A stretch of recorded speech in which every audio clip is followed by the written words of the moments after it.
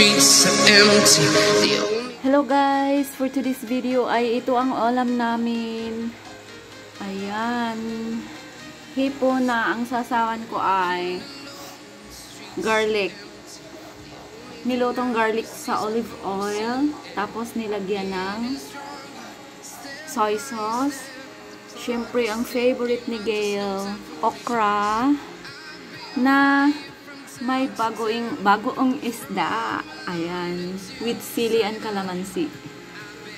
So, samahan niyo kami guys. Kain tayo. Let's eat!